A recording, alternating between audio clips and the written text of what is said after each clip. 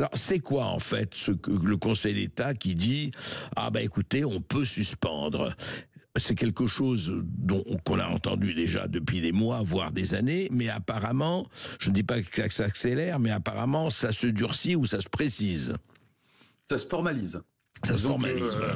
on l'a fait, pardonnez-moi l'expression, à l'arrache en Nouvelle-Calédonie. Oui. Le Conseil d'État a trouvé qu'en Nouvelle-Calédonie, il aurait quand même fallu préciser la durée durant laquelle on allait suspendre les réseaux sociaux. Alors, Mais qu'est-ce qui s'est passé? Pardon, Fabrice, moi je vous interromps. Qu'est-ce qui s'est passé exactement? Rappelons-le en Nouvelle-Calédonie.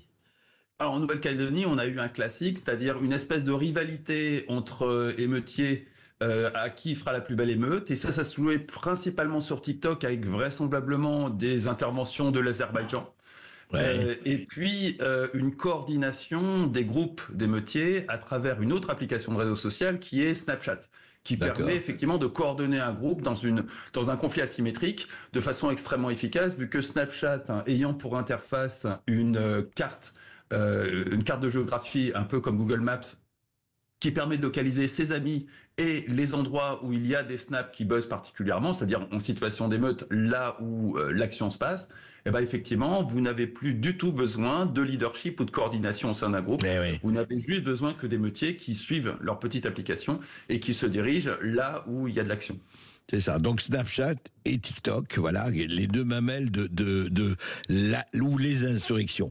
Alors du coup, là, on passe, enfin, l'impression qu'on a, tout se passe comme si on passait à l'étape supérieure, en tout cas l'étape, comme vous dites, formalisée. Oui. On passe à alors pas tout à fait formalisé parce qu'il n'y a pas de texte de loi. Mais toujours est-il qu'on a un blanc-seing du Conseil d'État pour, en cas de circonstances exceptionnelles, ce qui reste quand même un peu flou, couper les réseaux sociaux, qui là aussi restent un peu flou parce que les réseaux sociaux ils sont multiples. On a des réseaux sociaux comme Facebook qui vont plutôt être utilisés dans des situations d'émeute de type gilet jaune. On a des réseaux sociaux de type Snapchat qui sont plutôt utilisés par des gens beaucoup plus jeunes. Donc là, on est plutôt dans des cas de figure comme ce qui s'est passé en Nouvelle-Calédonie ou ce qui s'est passé suite à la mort de Naël.